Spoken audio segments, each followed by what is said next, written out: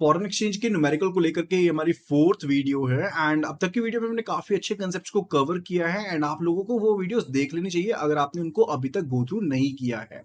अगर चैनल पर नए आए हो तो अभी के अभी चैनल को सब्सक्राइब कर लो क्योंकि मैं आपके लिए JIB CIB bank promotions and IIBF certification के कोर्सेज से रिलेटेड कुछ ना कुछ नया कंसेप्ट लेकर के आता रहता हूं। सो वीडियो को जरूर लाइक कर देना एंड शेयर कर देना अगर आपको किसी भी पॉइंट के ऊपर वीडियो पसंद आती है। तो जल्दी से फॉरेन एक्सचेंज से जो रिलेटेड हमारा न्यूमेरिकल है उसको हम स्टार्ट कर देते हैं। And if you want to get all the videos of JIB and CIB numerical on your WhatsApp तो सिंपली आपको इस नंबर को सेव कर लेना है जो कि है 8360944207। दोबारा रिपीट कर दे रहा हूं 8360944207 नंबर को सेव कर लेना है और इस पर व्हाट्सएप कर दीजिए JAIIB numerical for JAIIB and CAIIB numerical for CAIIB. आपको सभी के सभी लिंक्स जो हैं वो टाइमली पहुंच जाएंगे। सो जल्दी से आज की इस वीडियो को हम स्टार्ट करते हैं। क्वेश्चन है फॉरेन एक्सचेंज से related. It says USD is available. तो दिल्ली में यूएसडी जो है वो अवेलेबल है एट 1 यूएसडी इक्वल टू 76.10। ठीक है, तो यहां पर हम प्राइस लिख लेते हैं that 1 USD is equal to 76.10 INR इतने में अवेलेबल है। USD रेट इन लंदन जो है वो दिया गया है 1 USD is equal to 1.10 euro. ठीक है, तो ये रेट आपको गिवन है and you need to calculate the euro to rupee rate. अब यहां पर कौन सा कॉम्बिनेशन चलेगा ये ऑलरेडी हम लास्ट वीडियो में कंसेप्ट को कवर भी कर चुके हैं। This is said to be the chain rule. इसको चेन रूल कंसेप्ट कहते हैं या इसको एक और नाम से जाना जाता है that is a cross rate concept. दो नाम से इसको जाना जाता है। तो 1 USD is equal to this, तो यहां पर दोनों साइड को हम इक्वेट कर सकते हैं। So it will be 76.10 INR is equal to 1.10 euro.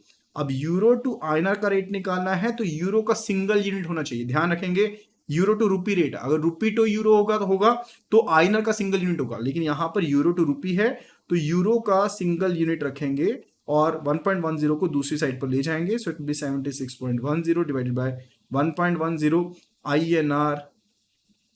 और सिंपल कैलकुलेटर का इस्तेमाल कर सकते हैं, अलाउड है एग्जाम में सिंपल कैलकुलेटर।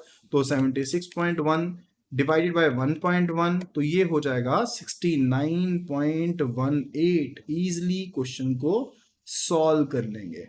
तो ये था क्रॉस रेट से रिलेटेड क्वेश्चन जो कि हमने ऑलरेडी कवर किया था, उसी को हमने दोबारा से सॉल्व किया है। अगले क्वेश्चन पर चलते हैं। यहां पर क्वेश्चन को थोड़ा सा समझेंगे, थोड़ा सा ट्रिकी क्वेश्चन है, ध्यान से समझेंगे। Bank XYZ received a money transfer of 10,000 USD already credited to the Nostro account। अब चीजों को समझने का टाइम आ गया है तो अच्छे से समझ लेते हैं। सबसे पहले तो नोस्ट्रो अकाउंट क्या होता है उसको समझ लेते हैं। XYZ बैंक है इंडिया में मान लीजिए, और यहां पर PQR बैंक है एक यूएसए में। PQR बैंक यूएसए में है। अब XYZ बैंक ने यूएसए में अपने ऑपरेशंस चलाने हैं। क्या चलना है, इसने अपने ऑपरेशंस चलाने हैं यूएसए में। तो उसके लिए या तो ये अपना एक ब्रांच ओपन करेगा या फिर इसी ब्रांच के बैंक के थ्रू यहां पर अपना एक अकाउंट ओपन कर लेगा जो कि फॉरेन करेंसी में डिनोमिनेटेड होगा और इस अकाउंट को क्या कहा जाएगा, नोस्ट्रो अकाउंट कहा जाएगा, यानी कि अवर अकाउंट विद यू। ठीक है, यानी कि XYZ बैंक का एक अकाउंट खुला लिया इन्होंने यहां पर पीक्यूआर बैंक के पास, जो कि नोस्ट्रो अकाउंट यहां पर कहलाएगा। तो यहां पर XYZ बैंक जो है अपने ऑपरेशंस को चला सकता है इस पर्टिकुलर अकाउंट के थ्रू। ठीक है, तो ये कहा गया है कि bank XYZ received money transfer. तो इस बैंक को एक मनी ट्रांसफर मिला है, 10,000 USD का मनी ट्रांसफर मिल गया है already credited to the nostro account, जो कि इसमें इसके नोस्ट्रो अकाउंट में ऑलरेडी क्रेडिट हो चुका है, पैसा ऑलरेडी जमा हो चुका है। तो कहा गया है कि कस्टमर को क्या पैसा पे किया जाएगा। स्पॉट रेट जो कि T+2 डेज पर सेटलमेंट होती है उसका प्राइस हमें दिया गया है which is given to be, यहां पर मैं लिख देता हूं स्पॉट रेट जो दिया गया है USD का वो दिया गया है 76.30/45 INR। यहां पर बाइंग रेट 76.30 है, सेलिंग रेट 76.45 है और 1 मंथ फॉरवर्ड का डिफरेंशियल भी आपको गिवन है, एक्सचेंज मार्जिन भी आपको गिवन है। अब क्वेश्चन ये आता है इस तरह के क्वेश्चन को सॉल्व कैसे करेंगे। देखिए, रेट बेसिकली दो तरह के होते हैं, एक होते हैं TT रेट्स और दूसरे होते हैं बिल्स रेट। जो TT रेट होते हैं उनके केस में इंस्टेंटेनियस सेटलमेंट होती है, यानी कि आपके पास सेटलमेंट ऑलरेडी हो चुकी होती है, फंड्स ऑलरेडी सेटल हो चुके होते हैं, तो उनको टेलीग्राफिक ट्रांसफर रेट कहते हैं। किस नाम से जाना जाता है? Telegraphic transfer. ये चीजें कहीं पर ऐसा सीधे तौर पर नहीं आती हैं, लेकिन इंपॉर्टेंट है अगर आप फॉरेन एक्सचेंज से रिलेटेड क्वेश्चन को सॉल्व करने वाले हो, तो इसको टेलीग्राफिक ट्रांसफर कहते हैं। और दूसरे हमारे पास होते हैं बिल्स रेट, जहां पर सेटलमेंट होने में टाइम लगता है। जैसे आज डिस्काउंट के लिए बिल को भेज दिया, अब डिस्काउंटिंग जो है 5 दिन बाद होगी, 10 दिन के बाद होगी, तो वो टाइम लग जाएगा उसके बीच में, साथ ही साथ सेटलमेंट नहीं हुई है, वो बिल्स रेट होते हैं। यानी कि सेटलमेंट में डिले आ जाता है तो वो बिल्स रेट एप्लीकेबल होते हैं। अब जब कोई भी ट्रांजैक्शन होती है, हमने यही देखना होता है कि ये बिल्स ट्रांजैक्शन है कि ये टेलीग्राफिक ट्रांजैक्शन है। अगर टेलीग्राफिक ट्रांजैक्शन है तो उसके हिसाब से फॉर्मूला लगेगा, अगर बिल्स ट्रांजैक्शन है तो उसके हिसाब से फॉर्मूला लगता है। तो क्वेश्चन को दोबारा से पढ़ते हैं। Bank XYZ received a money transfer of 10,000 USD already credited to nostro account. तो इसके नोस्ट्रो अकाउंट में, XYZ के नोस्ट्रो अकाउंट में ये 10,000 USD ऑलरेडी डाले जा चुके हैं, तो सेटलमेंट ऑलरेडी हो चुकी है, कोई भी डिले नहीं है। तो कौन सी ट्रांजैक्शन होगी? ये TT ट्रांजैक्शन होगी, यानी कि टेलीग्राफिक ट्रांसफर ट्रांजैक्शन हो जाएगी। तो यहां पर TT का रेट का जो फॉर्मूला होगा वो एप्लीकेबल होगा। अब चाहे रेट TT रेट हो, चाहे वो बिल्स रेट हो, रेट दो तरह के होते हैं, एक होता है बाइंग रेट और दूसरा होता है सेलिंग रेट। ठीक है, तो रेट जो होते हैं वो दो तरह के होते हैं, buying rate, bills buying rate, bills selling rate, TT buying rate, TT selling rate. अब ये TT रेट है, ये चीज हमें कंफर्म हो चुकी है, लेकिन ये कौन सा TT रेट है, बाइंग रेट है कि सेलिंग रेट है, वो अभी हमें कंफर्म हो जाएगा।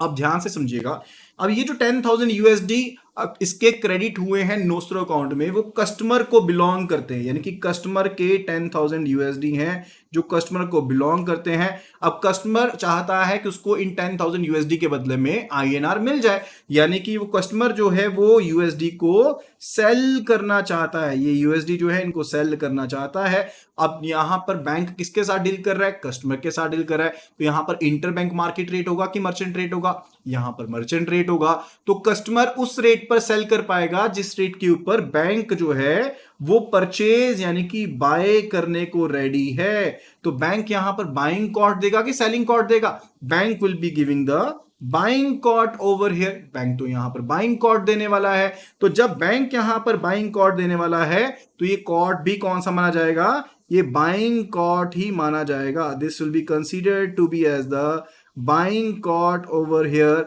तो ये रेट जो होगा वो कौन सा होगा? It will be the TT buying rate applicable here. तो TT बाइंग रेट जो है वो यहां पर एप्लीकेबल होगा। ये चीज क्लियर हो जाएगी है?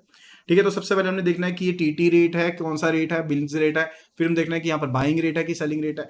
अब जब TT रेट ही है तो यहाँ पर 1 मंथ फॉरवर्ड जो दिया गया है इसका कोई भी तुक नहीं बनता है, ये सिर्फ आपको कंफ्यूज करने के लिए क्वेश्चन में दिया गया है, क्योंकि 1 मंथ फॉरवर्ड तो तब शामिल होगा जब वहां पर अभी सेटलमेंट होनी है, तब अगले महीने का रेट देखेंगे। ठीक है, अभी तो यहां पर सेटलमेंट ऑलरेडी हो चुकी है, तो आप स्पॉट रेट डायरेक्टली पिक करते हो। तो यहां पर थोड़ी सी मैं स्पेस वेकेट कर देता हूं, तो आपको ये प्राइस जो दिया गया है यहां से दोबारा से पिक कर लेते हैं, इसी को हम यहां से पिक कर लेते हैं।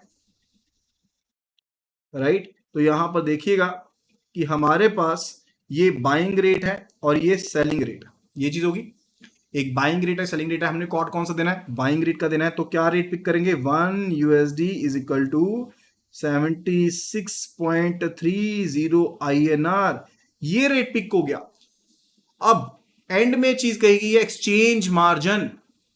क्या कहा गया? Exchange margin. देखिए, जब तो TT बाइंग रेट होता है, ठीक है, उस टाइम पर क्या होता है? जब भी कोई बाइंग रेट होता है, यानी कि चाहे वो बिल्स बाइंग है, चाहे वो आपके पास है आपका दूसरा बाइंग है, यानी कि आपके पास TT बाइंग है, तो एक्सचेंज मार्जिन हमेशा आपने सब्ट्रैक्ट करना होता है, ध्यान रखिएगा। यानी कि अगर बाइंग कॉस्ट है एंड आपके पास एक्सचेंज मार्जिन है, तो एक्सचेंज मार्जिन हमेशा और हमेशा सब्ट्रैक्ट होगा, इस चीज का ध्यान रखेंगे। और अगर सेलिंग कॉस्ट है, if it is the selling cost, तो एक्सचेंज मार्जिन हमेशा हमेशा ऐड होता है। यहां पर कौन सा कोट है? This is the buying cost over here. तो यहां पर जो एक्सचेंज मार्जिन है वो सब्ट्रैक्ट होगा, यानी कि -0.10%। तो रेट जो कॉट होगा वो होगा 76.3 -0.1%, यानी कि 76.2237। ये रेट यहां पर कोट होगा। एंड क्या प्राइस क्रेडिट किया जाएगा, what amount will be paid to the customer. कितने यूएसडी थे, 10,000 यूएसडी थे, तो 10,000 के साथ इसको मल्टीप्लाई कर देंगे, आंसर बन जाएगा 7,62,237। ये अमाउंट कस्टमर के अकाउंट में क्रेडिट किया जाएगा। आई होप कि आपको यहां पर ये पॉइंट क्लियर हो गए होंगे, बिल्स रेट, टेलीग्राफिक रेट क्या होते हैं, नहीं होते, सब चीजें क्लियर हुई होंगी। अगर वीडियो पसंद आई है, कंसेप्ट समझ में आया तो डेफिनेटली वीडियो को लाइक कीजिए। और अगली वीडियोस बहुत इंपॉर्टेंट होने वाली हैं, क्योंकि उसमें भी हम TT buying rate, TT selling rate, bills buying rate, bill selling rate, सभी एग्जांपल कवर करने वाले क्वेश्चंस के साथ। तो वीडियो को जरूर देखिएगा एंड फर्दर अभी के अभी चैनल को सब्सक्राइब कर लीजिएगा अगर आपको ये वीडियो पसंद आई है। शेयर जरूर कीजिएगा अपने फ्रेंड्स कलीग के साथ। साथ ही साथ हमारे पोर्टल के ऊपर आपको जेआरडी सीआईबी के सभी पेपर्स की पीडीएफ फ्री ऑफ कॉस्ट मिलने वाली हैं, तो अभी के अभी वहां पर जाकर के साइन अप कर लीजिए and start preparing for the same. Thank you so much and see you again in the next video.